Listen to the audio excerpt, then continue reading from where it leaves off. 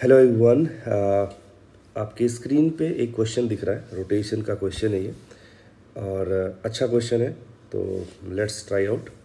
Uniform solid sphere of radius R rolling without sliding on a horizontal surface with an angular velocity omega naught meets a rough inclined plane of inclination 60 degree. The sphere starts rolling up the plane with an angular velocity omega. Find the value of omega. ठीक है, आपके सामने situation मैंने draw कर रखी है, अगर आप देख पा रहे हैं। ये प्लेन है जिसका angle of inclination from this horizontal is 60 degree और ये फिक्स है। ठीक है, और यहाँ हॉरिजॉन्टल लेवल पे, हॉरिजॉन्टल ग्राउंड पे एक स्फीयर जो है रोल करता हुआ इसकी तरफ जा रहा है। अगर ये रोल कर रहा है, इसका मतलब अंडरस्टूड है कि यहाँ जो इसकी वेलोसिटी रही होगी v या v नॉट, उसको आप लिख सकते हो r ओमेगा नॉट, है ना। क्योंकि प्योर रोलिंग के केस में ये जो पॉइंट है ग्राउंड के कांटेक्ट में, ये इसका रिलेटिव वेलोसिटी सरफेस के रेस्पेक्ट में 0 होना चाहिए, है ना। तो वहाँ से निकल के आता है, आप लोगों ने पढ़ा होगा v = r ओमेगा। ठीक है ना। अब ये जैसे इसके साथ टकराएगा, ठीक है ना, जस्ट आफ्टर द कोलिजन ये इस इंक्लाइंड प्लेन पे आ जाता है और इसके बाद it starts again pure rolling, है ना। अगेन ये प्योर रोलिंग में ही चलता है।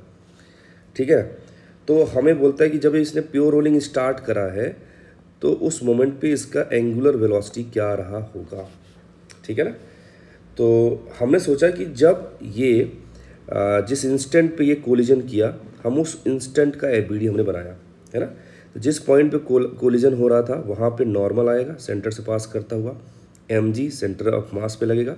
फ्रिक्शन क्योंकि प्योर रोल कर रहा है, स्टैटिक है, तो मैंने आगे दिखा दिया। आप पीछे भी दिखा सकते थे, जब भी स्टैटिक फ्रिक्शन लग रहा है, प्योर रोलिंग का केस हो रहा है, तो डायरेक्शन बहुत टेंशन नहीं देगी हमें, बस वो साइन बदल जाएगा कैलकुलेशन में। ठीक है ना।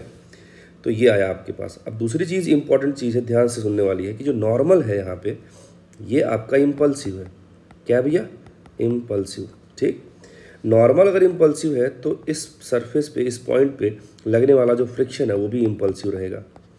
mg आपका नॉन इम्पल्सिव है। ठीक है ना। तो मेरे दिमाग में आया कि अगर मैं पॉइंट P पे गौर करूं तो पॉइंट P से ये दोनों का लाइन ऑफ एक्शन पास कर रहा है, दोनों इम्पल्सिव फोर्सेस का, और mg नॉन इम्पल्सिव तो टेंशन ही नहीं है। तो सर उससे बताना क्या चाहते हैं आप? उससे हम ये जान सकते हैं कि अगर सभी इम्पल्सिव फोर्सेस इसी पॉइंट से पास कर रहे हैं, है ना, तो अगर हम ध्यान से देखें तो इसका जो टॉर्क आएगा इम्पल्सिव फोर्सेस का इस पॉइंट के अबाउट, वो तो 0 हो जाएगा। और नॉन इम्पल्सिव फोर्सेस का टॉर्क इम्पल्सिव फोर्सेस के कंपैरिजन में नेगलेक्ट कर सकते हैं। तो अगर इस P पॉइंट के अबाउट टॉर्क 0 आ जा रहा है, तो मैं P पॉइंट के अबाउट एंगुलर मोमेंटम क्या कर सकता हूँ? कंजर्व कर सकता हूँ just before and just after, क्योंकि इम्पल्स बहुत छोटे टाइम के लिए आता है ना। तो just before and just after we can conserve angular momentum about this point P। ठीक है ना। ओके, वो सारी बातें जो मैंने आपको समझाया यहाँ पे लिखा हुआ है। ठीक है ना। अब थोड़ा सा जुगाड़ करते हैं हम लोग कि कैसे लिखा जा सकता है।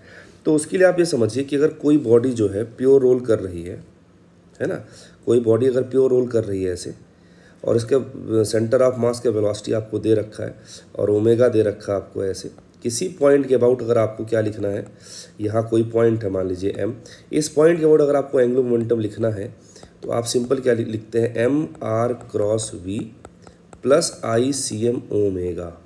सही बात है ना, सिंपल एकदम। तो यहाँ आर वेक्टर क्या होता है, आप इस चीज़ से ज्वाइन कर दीजिए, तो ये आपका आर वेक्टर हो जाएगा।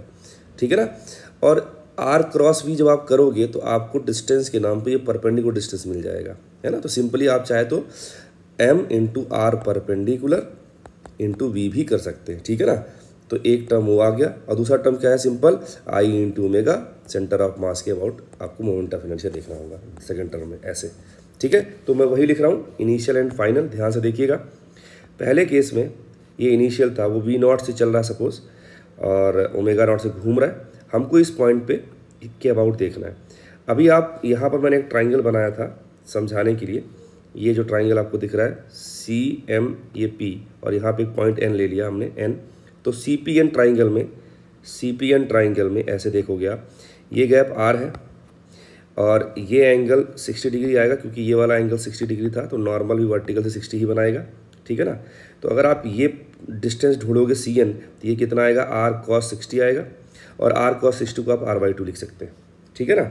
तो अगर हम इस पी पॉइंट से, यहाँ पे ध्यान दीजिए, अगर हम इस पी पॉइंट से इसके सेंटर ऑफ मास का परपेंडिकुलर डिस्टेंस देखेंगे तो कितना आएगा, वो r/2 आएगा। आई बात समझ। तो मैंने पहला टर्म वही लिखा है, M R perpendicular into V naught. अच्छा, इसका सेंस ऑफ रोटेशन क्या है, आर क्रॉस वी, तो आप देखेंगे ऐसे जाएगा क्लॉकवाइज, तो ये क्लॉकवाइज हो गया, है ना। इसको देखो ICM इंटू ओमेगा, तो ओमेगा का टर्म जो सेंस है वो क्लॉकवाइज है, तो ये भी आपका क्लॉकवाइज है, दोनों को मैंने ऐड कर दिया। सॉलिड स्फीयर है तो 2/5 mr² आप ले सकते हैं, और ये ओमेगा नॉट। यहाँ पे सेम इस पॉइंट को हमें लेना है, तो यहाँ से फाइनल पोजीशन में ये परपेंडिकुलर डिस्टेंस r के बराबर होगा, तो सिंपल ये आपका MRV, r perpendicular into V, और ये ICM इंटू ओमेगा लिख दिया, ठीक है ना। चूंकि प्योर रोलिंग है तो वी नॉट की जगह पे आप r इंटू ओमेगा नॉट लिख सकते हैं, तो r इंटू r² हो जाएगा यहाँ ओमेगा नॉट के साथ, ऐसे यहाँ पे, ठीक है ना। और फिर हमने सिंपली सॉल्व कर लिया, यहाँ पे अगेन हमने v equal to r omega लिखा, क्योंकि प्योर रोलिंग का केस चल रहा है। सॉल्व करने के बाद हमारे पास जो है सिंपल, आप देख पा रहे हैं कि मैंने पूरा कैलकुलेशन किया हुआ है ना। तो यहाँ पे सॉल्व करने के पास हमारे पास जो ओमेगा आता है वो कितना आता है, 9/14 टाइम्स ओमेगा नॉट। अगेन ये एक बहुत टफ क्वेश्चन की कैटेगरी में मैं नहीं रखूँगा, लेकिन यस, ये आपके लिए कह सकते हो कि एग्जाम पॉइंट ऑफ व्यू से एक बढ़िया क्वेश्चन है, ठीक है ना। चलिए मिलते